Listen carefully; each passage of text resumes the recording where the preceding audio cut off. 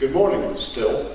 Welcome to the press conference for the 12th round of the Cooper Tires USF 2000 Championship powered by Mazda, the second part of the Grand Prix of Baltimore presented by Allied Building Products for the USF 2000 Championship. First of all, let's have a quick chat, I think, with our national class champion for today.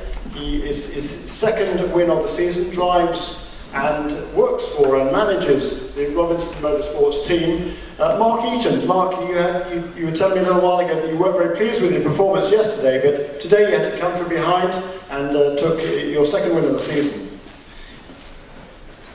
Yeah, yesterday I just didn't drive as well as I should have. I went over all the data and all the video, and I was just missing apexes and turning points, and just a lot of times throughout the race weekend I have a hard time focusing on getting into the car because I have so many different things to do through the weekend. But my team's always been there for that, support me and doing a great job, and just sometimes I wish I could do a little bit better for them. Hopefully today I was able to achieve that for them, and the team does a good job, and I got to thank all my sponsors, like Robinson Motorsports, DeathToLionfish.org, Valvoline, CincyImages.com, and of course the series sponsors for doing this for us and making this ladder system for all the younger drivers to be able to progress through the system. USF 2000 and Cooper Tires, Mazda Road to Indy, Mazda Speed, VP Racing Fuels, Allied Building Products. It's a great program, and I really appreciate everything everybody does for us. It's great to see the Formula E cars involved in the championship this year. That's one of the cars that you're driving, part of the national class, and the championship points situation that could be a lot closer. I haven't had a chance to figure it out yet, but with R.C. Henderson going out, I think, on the first lap, and Henrik Verheusen, they're the first two in the championship. He didn't finish either. This is going to put you right up into contention. Yeah, we had a couple bad runs ourselves, so we were hoping, these next couple rounds we could get some advantage here with some mistakes from the other guys, and it happened today, us picking up the win and them not finishing. So we're right back in the hunt. I think we're probably a long shot, but it's still good to be back in the hunt. So our national class winner today, Mark Eaton.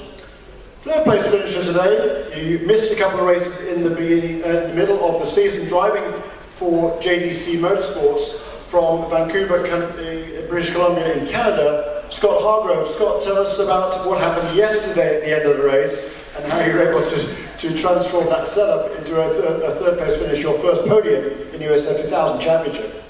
Yeah, yesterday I started 14th due to not being able to qualify, and of course I missed some races, so that's why I was so far back in points. But the race went really well. I worked my way up to 5th, coming onto the last lap, and into the chicane on the last lap I caught up to Scott, who was stuck behind a slower car, and I didn't really slow down and ended up running into the back of him. So we still crossed the line with 3 wheels on the car, and so did Scott. So I got 6th, but the car was a mess. So we worked all last night, and we weren't done until 10. So hats off to the JDC crew for getting the car ready for today. And you two once again had a good race today.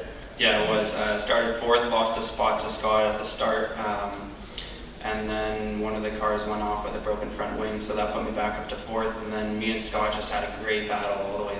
I kept putting the pressure on him. He didn't make any big mistakes. I'd make a tiny one there, and he'd make a tiny one there, but I couldn't get close enough to quite get by him. And then obviously Spencer went out. I'm not sure what happened to him, and that's unfortunate. So yeah, it put me on the podium, so I'm really, really happy about that. And first time here on the streets of Baltimore, what were your impressions? The city and the